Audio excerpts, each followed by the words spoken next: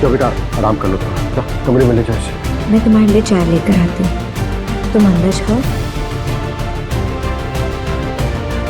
नहीं, मैं अपनी मेहनत की कमाई और अपने बाप दादाओं की दौलत ऐसे नीलाम नहीं होने दूंगा। सब कुछ वापस पाने के लिए मुझे सबके सामने आना ही होगा, और उसके बाद मैं खुशी को सारी सच्चाई भी बता दूंगा। अरमान, मुझे तुमसे कुछ कहना है। मैं प्रेग्नेंट हूँ। खुशी, तुम सच कह रही हो? मतलब मैं पापा बनने वाला हूँ। खुशी, I love you।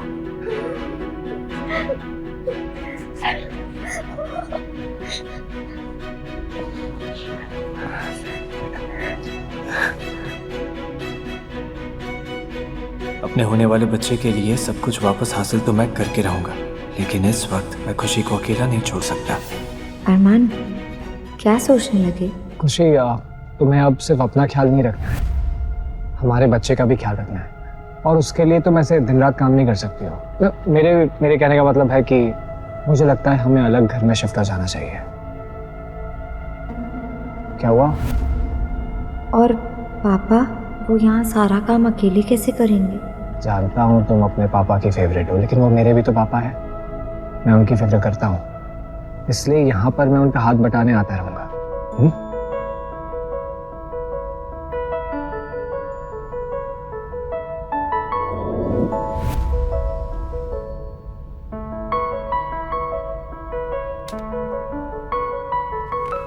जीजू, आप यहाँ? अब सब ठीक तो है ना? ऋषभ, मुझे इम्पोर्टेंट बात करनी है। ये सरदर्द, जीजू वो क्या है ना, मुझे आजकल माइग्रेन के अटैक आते रहते हैं, पूरा दिन टेंशन में रहता हूँ ना, और आपके पैसे भी लौटाने थे। मैंने पैसों की बात की। तो आप यहाँ पैसे मांगने नहीं आए? अब सरदर्द थोड़ा ठीक सा लग रहा है, तो बताइए जीजू, क्या बात करनी है आपको? मुझे घर खरीदने हैं, एक साथ 5।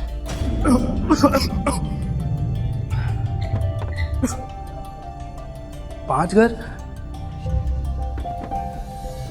लगता है सर्दी खांसी की वजह से ना मेरे कान भी ब्लॉक हो गए हैं, मुझे ना पता नहीं अजीब अजीब सी चीजें सुनाई दे रही हैं। लेकिन तुमने बिल्कुल सही सुना ऋषभ, मुझे 5 घर खरीदने हैं। जीजू, कोई लॉटरी वॉटरी लग गई है क्या? नहीं, ये पैसे मैंने शेयर मार्केट से कमाए। सीरियसली?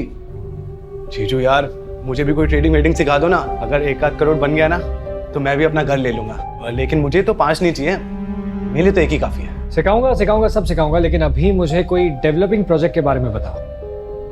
हाँ जीजू, एक प्रोजेक्ट तो है, वो रिवांचल डेवलपमेंट कॉरिडोर, काफी चर्चे में है, बोले तो बात कर सकता हूँ मैं। रिवांचल कॉरिडोर? मेरा आइडिया? जीजू, कहाँ हो गए आप? कुछ नहीं, हम मुझे वहाँ पर एक घर खरीदना है, मैं खुशी को गिफ्ट करना चाहता हूँ, और मैं चाहता हूँ कि इस बारे में और किसी को कुछ पता ना चले, ये बात हम दोनों के बीच में रहनी चाहिए। अरे जीजू, आप बिल्कुल टेंशन मत लो, मैं हूं ना आपके लिए, मैं सब कुछ संभाल लूंगा। आप बस बताओ करना क्या है, प्लान क्या है हमारा? तुम्हारी किस्मत चमकाने के लिए भी एक आइडिया है मेरे पास, लेकिन उसके लिए थोड़ा रिस्क लेना पड़ेगा। पैसों के लिए तो मैं 100 माले की बिल्डिंग से कूद जाऊं, आप बताओ प्लान क्या है? एक फॉरेन ट्रेडिंग कंपनी खोलनी पड़ेगी। Trading company? जीजू, लेकिन ये आसान नहीं है। आसान काम हर कोई कर सकता है,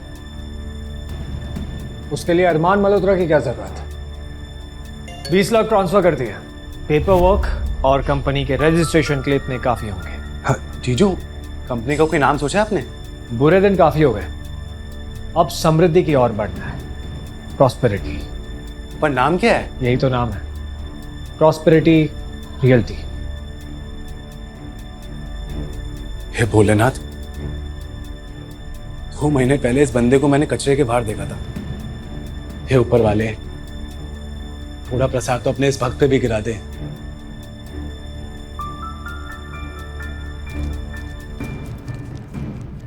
फूफा जी। अरे ऋषभ, हाँ सर। आपसे 3 साल पहले जो पैसे उधार लिए थे वो ब्याज के साथ वापस करने आया हूँ। तो कब से अपने आप को पराया समझने लगा? जितने लिया था ना उतने ही वापस कर। अरे अपनों में कहाँ ब्याज ब्याज होता है। अरे ऐसे कैसे, कैसी बातें करते हैं। ला बेटा, ला मुझे दे दे। ला बेटा, मैं रख लेती हूँ, कोई बात नहीं। अब शुगन तो मेरे साथ हुआ है जिस दिन इस औरत से मेरी शादी हो गई। जरा यहाँ आइए ना। अरे आइए आइए।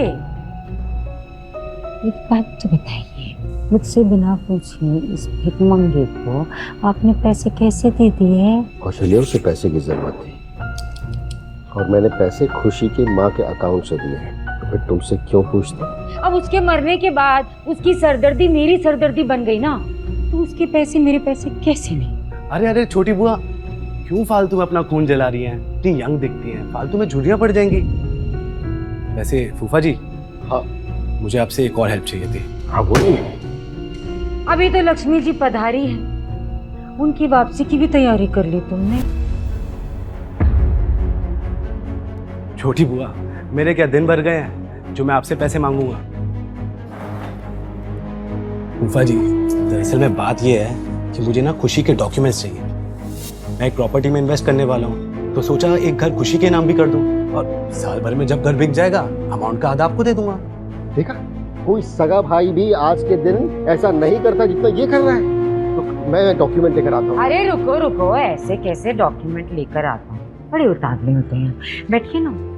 क्या है ना, दिल बहुत घबराता है, उम्र भी हो गई है। अगर आगे जाकर आधे पैसे लेने भूल गए हम लोग तो फिर क्या करेंगे? फूफा जी, मुझे याद रहेगा ना, मैं याद दिलाऊंगा आपको। नहीं, एक काम करते हैं, मेरे दिल की शांति के लिए पैसे वो वाले तुम अभी दे दो। आधे ही तो हैं, हमारे बीच तो घर की ही बात है ना जी? ये छोटी माँ बेचारे को जाएंगे, अब मुझे ही कुछ करना पड़ेगा।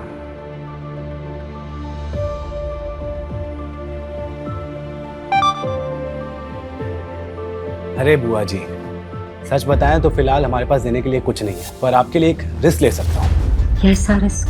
कि मैं कागज इस हिसाब से बनवाऊंगा कि अगर साल भर में घर नहीं बिका तो वो खुशी का हो जाएगा। मैं ना कहती थी आपसे कि आजकल भी जो भाई बहन का रिश्ता होता है ना, वो भी इतना प्योर नहीं होता, इतना प्यार जो ऋषभ और खुशी के बीच में सगे भाई बहनों में भी नहीं होता। मैं नहीं कहती थी?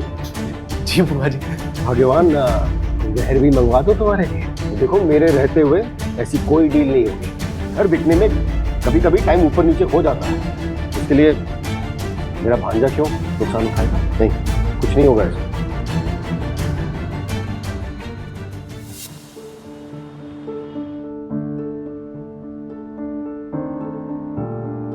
अरमान बेटा, इतने बड़े कारोबार में तुम खुशी को बराबर का पार्टनर बना रहे हो। वो कैसे मिलेगी इतने बड़े बड़े लोगों से? पापा, ये आपके दिल का डर है। खुशी से पूछते हैं ना उसके दिल में कोई डर है या नहीं। पापा, मुझे गलत मत समझना, पर मैं हर उस चुनौती के लिए तैयार हूँ जो मुझे छोटी माँ से अलग अपनी ज़िंदगी शुरू करने का मौका दे। मैं आज तक उस घर में सिर्फ आपके लिए थी, अब मैं अपनी बाकी की ज़िंदगी इज्जत के साथ जीना चाहती हूँ, सिर्फ उन रिश्तों के साथ जो मुझे प्यारे हैं, मेरे पापा और मेरा पति। बेटा, मुझे नहीं पता था कि कौशल्या की कड़वी बातें तुम्हें इतना परेशान करती हैं। कैसा बाप हूं मैं, अपनी बेटी के आंखों का दर्द नहीं पहचान पाया। लेकिन हो गया बेटा, बस उस औरत को छोड़ूंगा नहीं। अब उस औरत को जिंदगी भर की सजा दूंगा, सजा भी दूंगा, उसे सबक भी सिखाऊंगा और तलाक भी दूंगा मैं। नहीं पापा, आप इतने साल एक दूसरे के साथ रहे, आपको एक दूसरे का साथ नहीं छोड़ना चाहिए। छोटी माँ को नफरत सिर्फ मुझसे है। ठीक है बेटा, बस मुझे अरमान के साथ अपनी एक नई जिंदगी शुरू करने की इजाजत दे दीजिए। जैसा तुम कहे, ठीक है।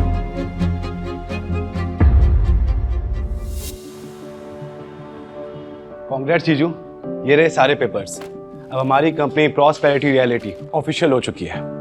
इसमें तेरा नाम क्यों नहीं है? मैंने कहा था तू 50% पार्टनर रहेगा। नहीं यार जीजू, मैंने बहुत सोचा, लेकिन इतना बड़ा कदम उठाने के लिए मैं अभी तैयार नहीं हूँ। ऋषभ, तुझे पैसों की जरूरत है और प्रॉफिट करोड़ों में होगा, और अगर नुकसान हुआ तो मेरे पास तो देने के लिए भी कुछ नहीं है। पता है इंसान का पहला दुश्मन क्या है? डर। और इस डरपोक साले के पास एक फौलादी जिगर वाला जीजा है, तो अगर जीजू अगर प्रॉफिट हुआ ना तो मेरी सैलरी बढ़ा देना। ठीक है, जैसा तुझे ठीक लगे। वैसे कल हमारी पहली डील होटल मिराज में है, so all the best to us. Okay जीजू।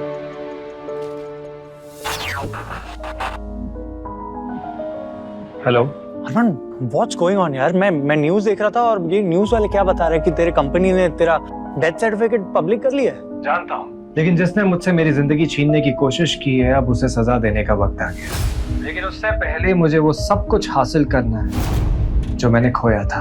सुन, तू अरमान मल्होत्रा है वीरे, और तू जो भी करेगा ना वो बेस्ट करेगा। तू वो सब की चिंता मत कर, और रही बात मदद की तो you know I am standing with you, है ना?